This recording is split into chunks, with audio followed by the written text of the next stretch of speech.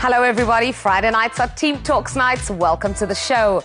After a manic midweek of European competition, attention returns to the Premier League as the battle continues into match week 16. We've got plenty to preview, so here's what's coming up. All you've done is remind us that this is a game of heroes to be made, a big moment in Manchester, a game where now the world comes to a standstill, basically. And for Ruben Amorim, this is his first taste of the Manchester Derby. Is he the right man to finally get United back challenging for titles? A new sheriff in charge for Manchester United. It's amazing. It's a real an honour. A mammoth club that has been underperforming, and to turn things around, Ruben Amorim may well need tact as well as tactics. I'm the right guy for this moment. Manchester United hoping that the good days will come back again. They are putting their trust in Ruben Amorim. I want to be very clear with our fans. It will take a lot of time. Ruben, thank you for talking to us. How are you feeling about your first Manchester Derby? The same as any other game. Anxious, starting to understand what is the best 11 to face Manchester City, and we know that it's a tough match here in this league. Every match is tough in this league, and against a great team that won a lot in the last years, and with a great coach.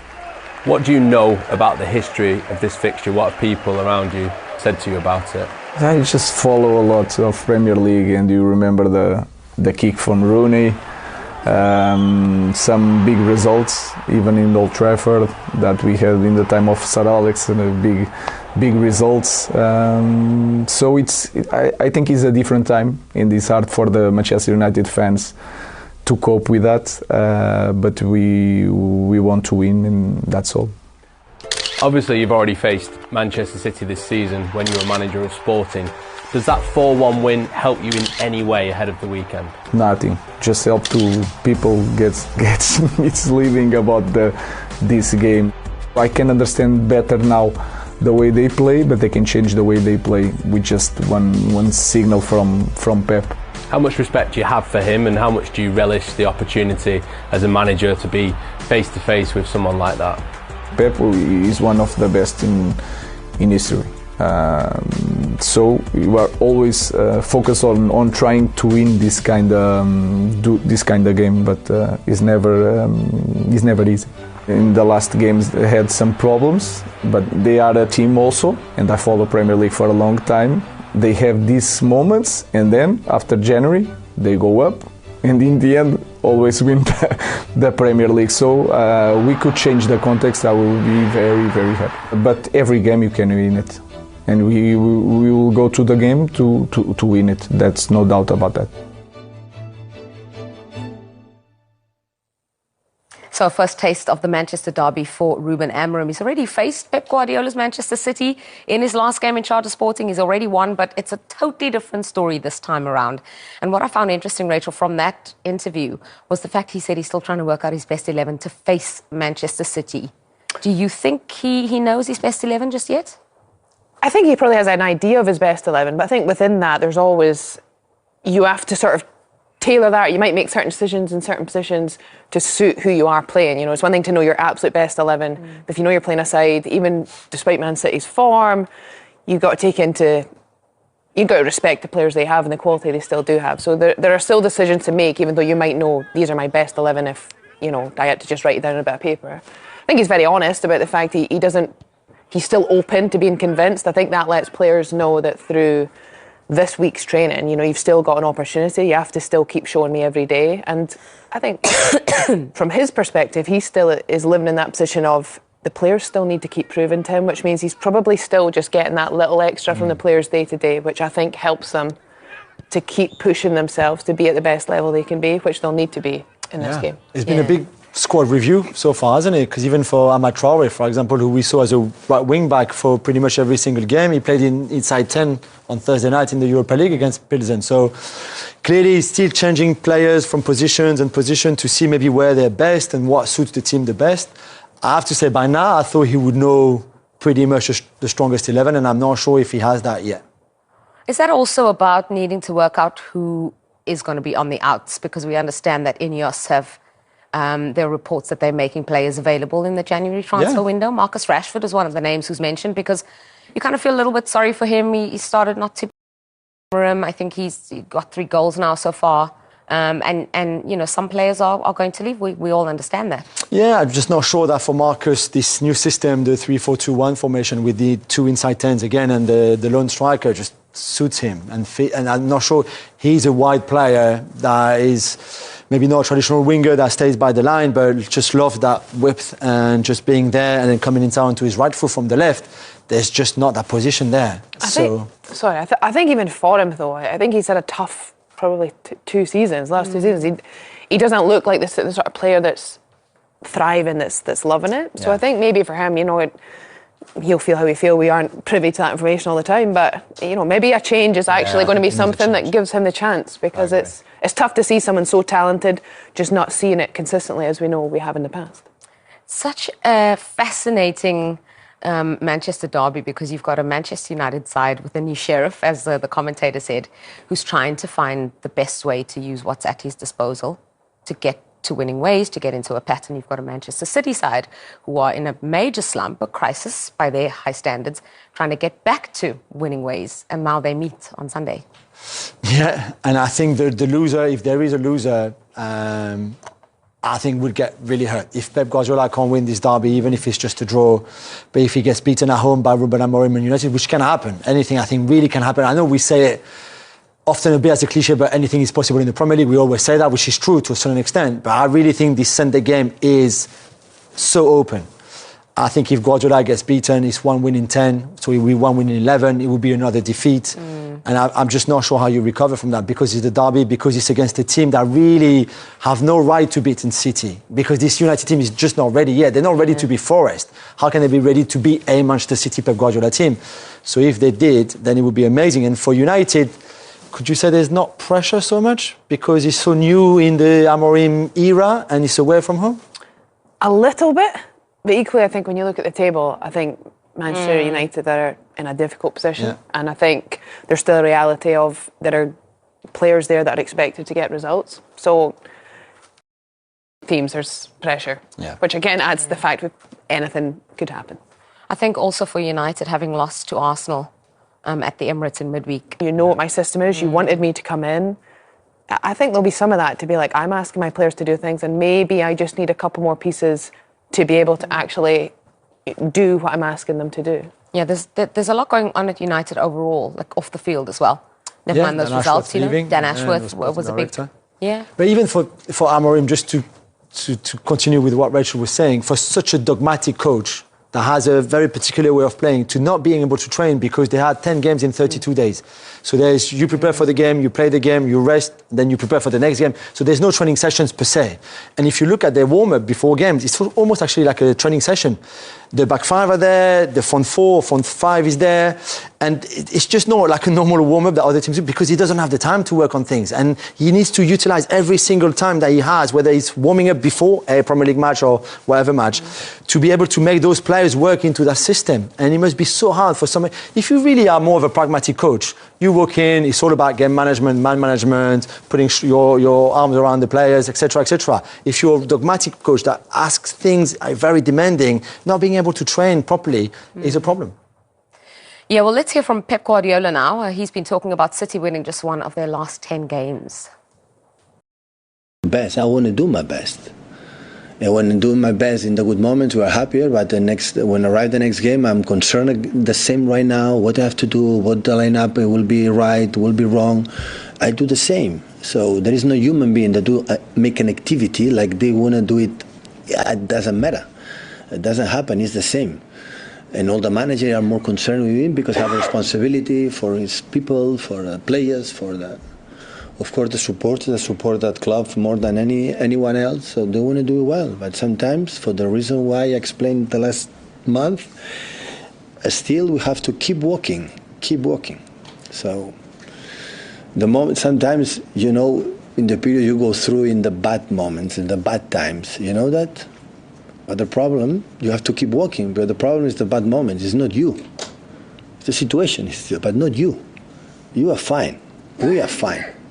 But we don't have results, and we have to, of course, do it. But even if it's not going to do good results, we have to keep walking. So that you have to do. It's the only chance.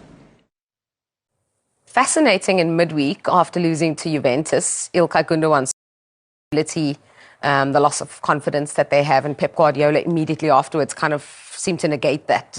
What did you make of that manager and player? I thought it was really strange Yeah. because they almost said two things opposite to each other, because Pep was like, we played great, I'm so proud, we didn't give Juventus anything, and they lost 2-0. And Gundogan said, listen, we have a big mental issue here, we've got problem psychologically, we overcomplicate things, we struggle in duels. I think he made a really good point. He said, when we lose one duel, then the transition is so hard, we concede a chance, we concede something. Which I think has been part of the problem, the lack of intensity of the City team. But he felt like Pep was a little bit in denial, and maybe he just wanted to have a very reassuring message to his players. But then your captain on the night just goes and tells the truth, basically. So I'm just not sure. I think Pep is struggling right now in his communication, in his choices on the pitch. Maybe he doesn't have as many options because there's a lot of injuries still, but I think he's struggling. 1 win in 10, 7 defeats in 10. For a manager like him, I just never thought we would ever say that about Pep Guardiola. Yeah, it's the same number of defeats they've had in the last 10 as they've had in the previous 105 games. Exactly. So uncharted territory, I mean, that is the definition crazy of start. it. It's crazy. Does Pep know how to get them out of this crisis? What's your feeling? Times. It's just such a strange situation, and I think, Gundogan being honest, I think was very interesting, because perhaps so many teams are used to, Premier League's so volatile. You win, you're going to lose at some point in the season. You just got to pick yourselves back up and go again. But because Man City have won so consistently for so long, you just think that confidence thing is possibly hurting them a little more, because a lot of those players, they've just not experienced this. Yeah. So it's almost that it is natural that it would be a psychological hurdle for them, but they've still got so much quality. I think we also, most of us, have PTSD because of PTSD? City. Post-traumatic Oh, stress. okay, yeah. Because City, the second they lose or drop points, everyone thinks, oh, this is it, they're falling apart, and then they don't. They've, even Ruben Amorim said in that interview, in January, they go on a run and then they manage. Everyone's expecting that from City. So this position, it's almost like you can't quite believe what you see. Sure.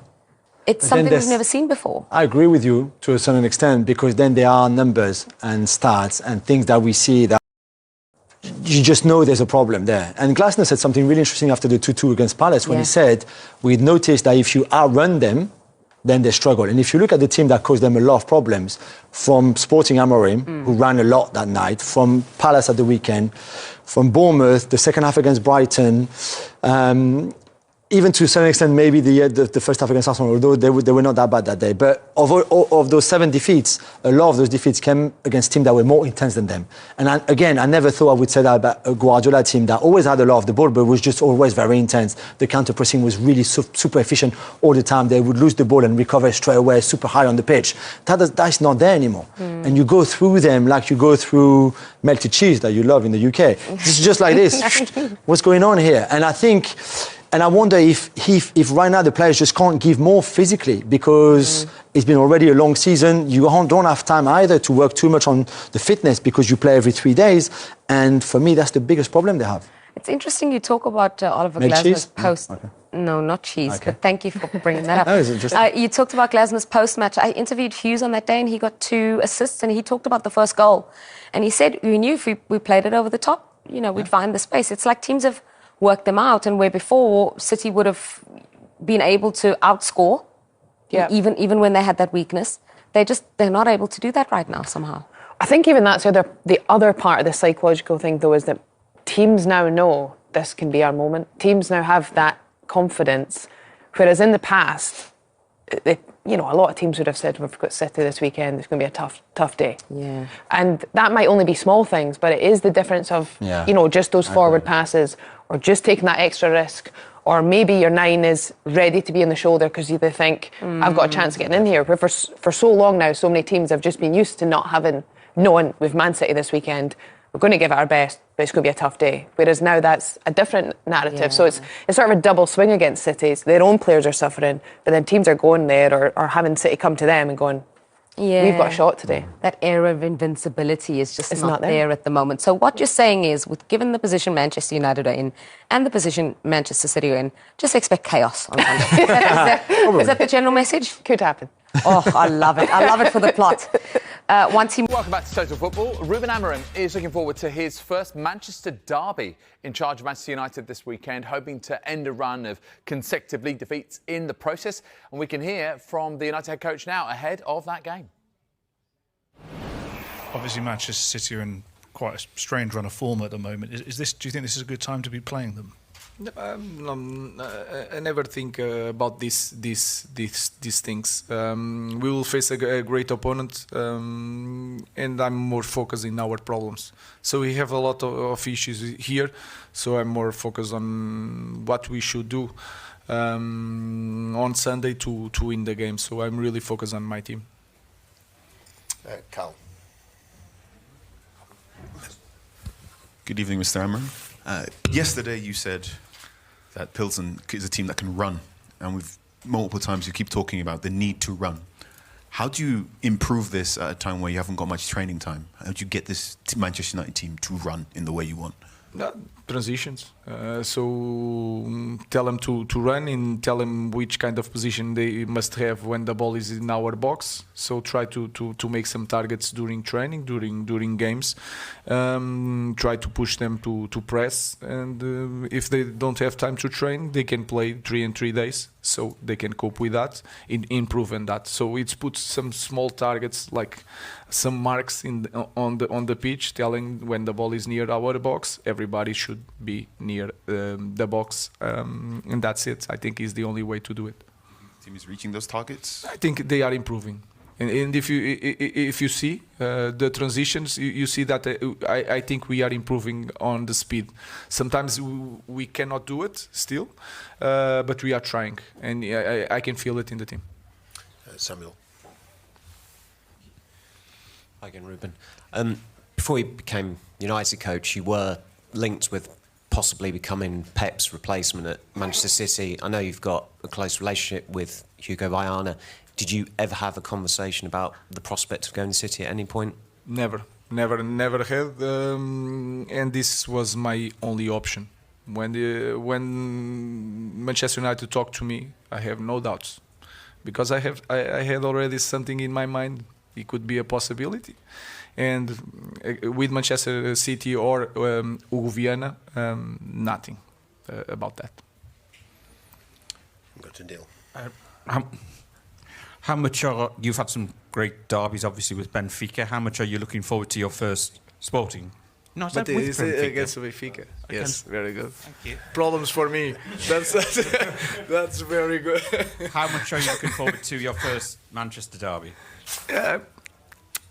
I'm really focused on the details. I just want to improve the team, so I cannot leave it like a normal derby, like it should be, like two great teams fighting for the title, and it's not that in this moment. So it's just one more game with a very good opponent. Both teams are struggling in the moment, so I hope in the future feel that real feeling of a derby. So, but I know that is really important for our fans. But my goal now is to improve the team, win games, and I will try to win this game. Hi, Ruben. It was a difficult day for Andre at the weekend. He's obviously been involved in the goal again tonight. Have you any concerns about his form heading into such a big game on Sunday? Yeah, we have to take it like it is. He had already in the past situation like that, so we have to work on this. If you see at the play, we are trying to build up a lot with the goalkeeper, making the bounce with Mata a lot of times. In this time, we have a disconnect a little bit during the play, and when we try this, we suffer a difficult goal for us in the end of the second half. But we managed today, not like against Nottingham. We managed to help Onana like he did in the past for us. Hi Ruben, you mentioned there that both teams are having a difficult time right now. You obviously played Man City and Pep not long ago, I think about 7 games ago, with Sporting, a 4-1 win for you. Do you feel that on Sunday you will face a different, kind of a weaker Man City team, a team in a different moment, maybe? No. The great teams can respond at any moment, and I think they are in a better place than us in the type of understanding the game, the way they play, the confidence they have, even in these kind of moments. We have a lot to focus on our team, so our focus is totally, of course, we will have a strategy, try to win the game with the strategy like it should be, but we are focused just on our team. Bruno Fernandes says Manchester United must focus on fixing their own problems ahead of the derby rather than thinking about Manchester City's miserable recent form. All eyes will be on the Etihad Stadium on Sunday afternoon as Ruben Amorim looks for a statement result in his first taste of the all-Manchester clash. The Portuguese has already masterminded a victory against City in the last 6 weeks after Sporting Lisbon sealed a stunning 4-1 Champions League triumph in his penultimate match before joining United.